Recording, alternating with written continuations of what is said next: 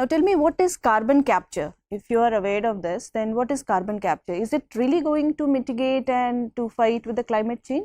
What is carbon capture? Carbon capture एक ऐसी तकनीक है जो औद्योगिक प्रक्रियाओं और बिजली संयंत्रों से निकलने वाली कार्बन डाइऑक्साइड को पकड़ती है ताकि इसे वातावरण में प्रवेश करने से रोका जा सके।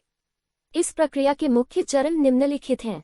कैप्चर, कार्बन डाइऑक्साइड को औद्योगिक स्रोतों जैसे कि बिजली संयंत्रों या कारखानों से अलग किया जाता है। इसे विभिन्न तकनीकों के माध्यम से किया जा सकता है, जैसे कि पोस्ट कम्बशन, प्री कम्बशन और ऑक्सी कम्बशन। ट्रांसपोर्ट, कैप्चर की गई कार्बन डाइऑक्साइड को पाइपलाइनों, ट्रकों या जहाजों के माध्यम से एक सुरक्षित भंडारण स्थल पर ले जाया जाता है। स्टोरेज, कार्बन डाइऑक्साइड को गहरे भूगर्भीय संरचनाओं जैसे कि खाली तेल और गैस भंडार या खारे जलाशयों में स्थायी रूप से संग्रहित किया जाता है। इस प्रक्रिया का मुख्य उद्देश्य ग्रीनहाउस गैस उत्सर्जन को कम करना और जलवायु परिवर्तन के प्रभावों को सीमित करना है।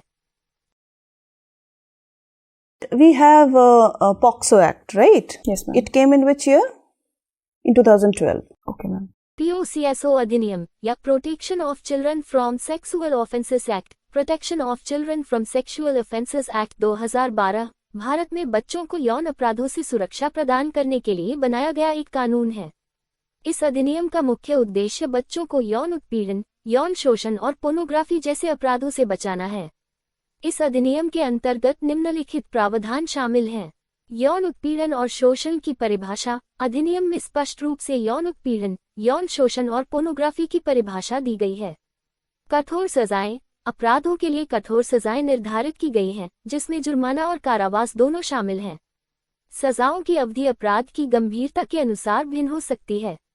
बाल मित्र न्यायालय, बच्चों के मामलों की सुनवाई के लिए विशेष अदालतें स्थापित की जाती हैं ताकि बच्चों के अधिकारों की रक्षा हो सके और उन्हें न्याय प्राप्त हो सके।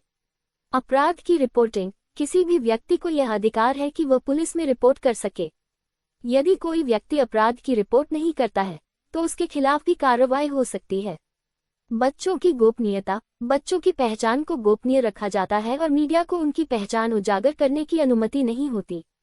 मुआवजा और पुनर्वास, पीड़ित बच्चों को मुआवजा और पुनर्वास के उपाय प्रदान किए जाते हैं। POCSO अधिनियम का मुख्य उद्देश्य बच्चों को एक सुरक्षित वातावरण प्रदान करना है जहां वे अपने अधिकारों का पूरा लाभ उठा सकें और किसी भी प्रकार के यौन शोषण से सुरक्षित रह सकें।